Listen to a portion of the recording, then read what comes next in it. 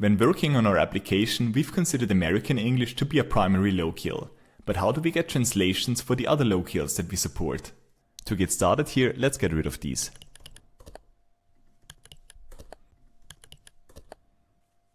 In this lesson, we're going to explore how to set up Crowdin for our project.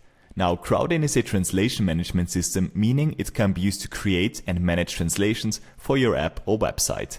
And one of the cool aspects here is that Crowdin is AI powered.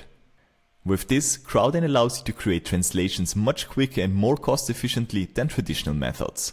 Also, by taking project-specific context into account, Crowdin can create translations that are significantly better than simply dumping a JSON file into ChatGPT. And what I also really like about them is that they provide a very fair pricing model. So even on their free plan, you can host up to 60,000 words and even use Crowdin AI. One final note here before we get started. Crowdin has been a partner of next-intl for a longer time and has provided funds for the development of the project. However, this partnership was established after me reaching out to them while they were already my go-to solution for managing translations. But it's important to me to mention this to be fully transparent. Okay, but enough talk, let's get started. Once signed up with Crowdin, we can create a new project. And let's call this Paradigm Store. I'll make this a private project, and the source language will be set to United States English.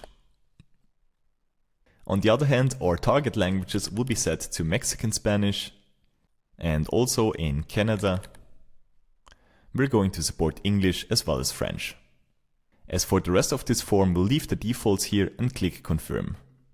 And with this, our project has been created. The next step is to add files so we can translate them. However, we're going to use the Crowdin CLI for this, and therefore I'll copy the project ID here. So let's hop into our terminal and install the Crowdin CLI.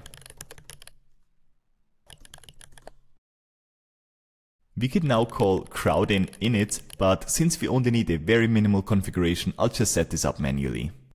So let's add a new file here that's called crowdin.yaml. And here we can provide our project ID as a string and also declare which files we need to translate. So for us, our source file is located at messages enus.json. And in addition to this, we can declare that messages should be put into this folder as well and should use the locale code followed by .json. And this is already pretty much all that we need. The only part that's missing is authenticating ourselves. And for this, I'll head back to the Crowdin app and navigate to my profile settings. And here we can find the API tab, where we'll find the option to create a new personal access token. And let's call this Paradigm, and we can give it permission to all that's listed in projects. And let's confirm. With this done, we can now copy our access token to our clipboard. Now back in our project, we can configure this as an environment parameter. You can of course configure your shell to load this at startup, but for simplicity, I'll export this from our terminal session. And let's paste our token and confirm. After this, I can confirm that our setup is working by calling status. So this looks good. We can see all of our target locales, but of course they're not translated yet. So let's change this. The first step is to upload our existing sources. And we're done. Since we might need to call this again later, we can add this as a script to package JSON.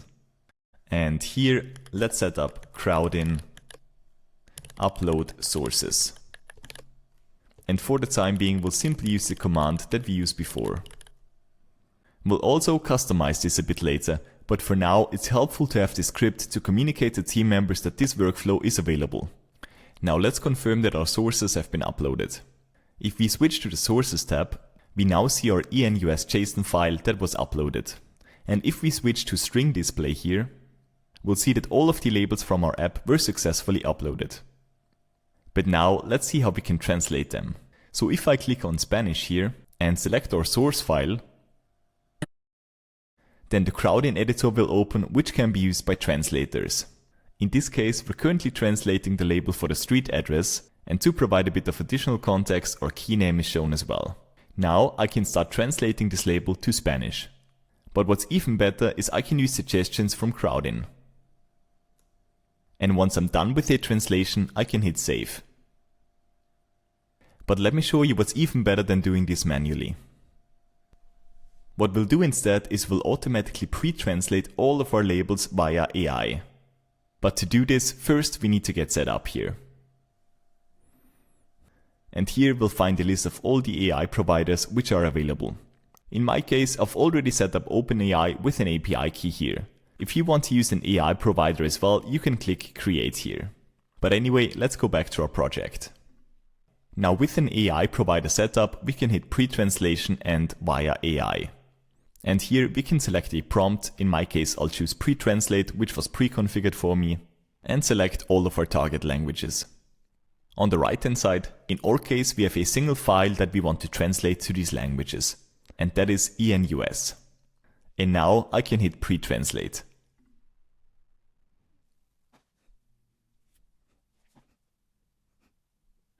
For an initial bulk translation, this might take a bit, but at some point we'll get a confirmation.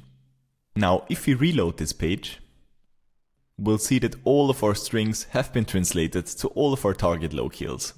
We can confirm this by opening our Spanish translations again. And this has worked correctly even for complex cases like ICU select statements. So this is an example from our breadcrumbs. And if we switch the preview to women, for example, we can confirm if this translation looks correct. The only thing that's left for us to do is to download all of these translations into our app. So let me add a new script here, which we'll call download translations.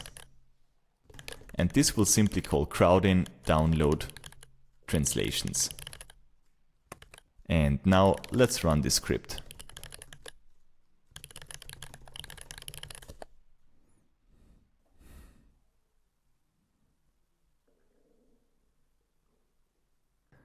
After a bit, the task is completed and we can confirm that we have messages for all the locales that we support.